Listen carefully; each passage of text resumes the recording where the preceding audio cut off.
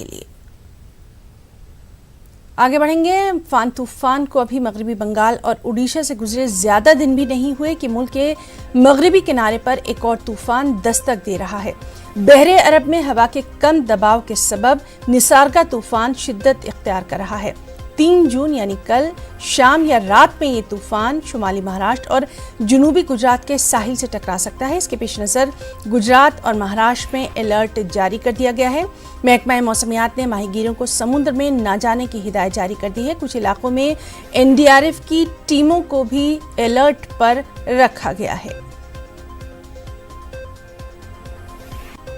जो कम दबाव का क्षेत्र तैयार हुआ है वो अगले 12 घंटों में साइक्लोनिक स्टॉर्म करके हो जाएगा और उसकी रफ्तार 7 किलोमीटर इस तरीके से है और उसका डायरेक्शन नॉर्थ डायरेक्शन में रहेगा। ये अगले 24 घंटों में उसका नॉर्थ डायरेक्शन रहने की वजह से पूरे महाराष्ट्र के वेस्ट कोस्ट में अलर्ट है। सभी जगह पे नॉर्थ कोंकण, साउथ कोंकण, मध्य महाराष्ट्र और मराठवाड़ा में भी भारी से भारी वर्षा होने की संभावना है। 3 तारीख के शाम और नहीं तो रात में ये दमन और हरिहरेश्वर के पास में आने की संभावना है। इससे चलते नॉर्थ कोंकण में के काफ़ी इलाकों में भारी से भारी वर्षा होने की संभावना है। जैसे कि आप सभी लोग जानते हैं, IMD ने प्रेडिक्शन दिया है कि डीप डिप्रेशन फॉर्म हो रहा है अरेबियन सी में और ये कल महाराष्ट्र के रायगढ़, थाने, मुंबई एवं पालघर इलाके में इसका प्रभाव होगा और कुछ रत्नागिरी और सिंदूर के पार में भी इसका प्रभाव होगा। विंड स्पीड एक्सपेक्टेड है कि above 100 kilometre to up to 125 kilometres, खास करके रायगढ़ और पालघर के इलाके में इतना विंड स्पीड जा सकता है और साथ ही साथ इसमें काफ़ी बारिश भी हो सकती है। इन चीज़ों को ध्यान में रखते हुए महाराष्ट्र गवर्नमेंट के रिक्वेजिशन के आधार पर एनडीआरएफ ने कुल 9 टीमें तैयार की है इस साइक्लोन में जूझने के लिए, जिसमें हमारी 3 टीमें मुंबई में हैं, 2 टीमें पालघर में हैं और 1 टीम थाने, रायगढ़, रत्नागिरी एवं सिंधुदुर्ग में हम लोग डिप्लॉय कर रहे हैं। एक और टीम हम रायगढ़ भेजने वाले हैं जल्द ही। टीम्स रेडी हो गई है, वो अभी मूव करने वाली है पुणे से रायगढ़ के लिए। आप सभी जानते हैं कि न केवल साइक्लोन, अब इस दौरान एनडीआरएफ कोविड को भी ध्यान में रखते हुए एनडीआरएफ को काम करना होगा। तो एनडीआरएफ के जो जवान हैं उनके पास उसी प्रकार के पीपीज और उस प्रकार का ट्रेनिंग एवं उस प्रकार की स्ट्रैटेजी लेकर के एनडीआरएफ की टीम्स इस साइक्लोन के दौरान काम करेंगी। और चलिए सीधे रुख करेंगे मुंबई का, जहां इस वक्त फोन लाइन पर हमारे साथ मौजूद है हमारे साथी अमित राय। अमित, हम जानना चाहेंगे, निसार्गा तूफान की दस्तक है और सबसे अहम बात ये कि महाराष्ट्र पहले ही कोविड-19 की मार झेल रहा है।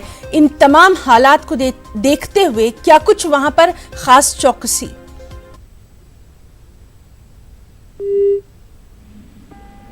तो नाज़रीन, हम बात करने की कोशिश कर रहे हैं हमारे साथी अमित राय से। आपको बताएं कि बहरे अरब में हवा के कम दबाव की वजह से निसार्गा तूफान शिद्दत इख्तियार कर रहा है। 3 जून की शाम या रात में यानी कल ये तूफान शुमाली महाराष्ट्र और जनूबी गुजरात के साहिलों से टकरा सकता है। एनडीआरएफ की टीमें जो हैं वो वहां पर मुस्तैद हैं। चलिए एक बार फिर से रुख करेंगे मुंबई का और अमित से बात करने की कोशिश करेंगे। अमित, हम जानना चाहेंगे निसार्गा तूफान को लेकर क्या कुछ वहां पर अलर्ट चौकसी?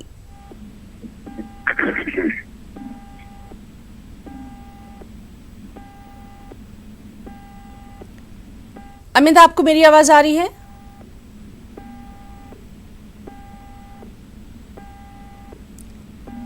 तो नाज़रीन, हम बात करने की कोशिश कर रहे हैं और हमारे साथी अमित भी मौजूद हैं और चूँकि वहाँ पर तूफ़ान की दस्तक है और मौसम भी बेहद ख़राब चल रहा है, इसीलिए लगातार हम आपको अपडेट दे रहे हैं कि किस तरह से जो माहीगीर हैं उनको समुद्र में न जाने की सलाह दी गई है, लोगों को महफूज मकामात पर मुंतकिल कर दिया गया है। साथ ही साथ 3 जून यानी कल का दिन जो है वो काफ़ी अहम माना जा रहा है।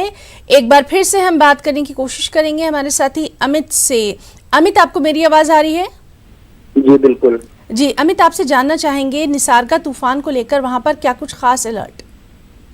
देखिए, जो जानकारी मुझे सामने आ रही है कि ये उत्तर महाराष्ट्र और दक्षिण गुजरात के समुद्र तट की ओर जा रहा है और रायगढ़ जिले में हरिहरेश्वर के बीच मुंबई के दक्षिण में और दमन गुजरात तट के ठीक नीचे बुधवार को इसके तट से टकराने की संभावना जो है बताई जा रही है। 95 से 105 किलोमीटर प्रति घंटे की गति में जो है हवा की गति का होगा। इसकी रफ्तार जो है ये बताई जा रही है।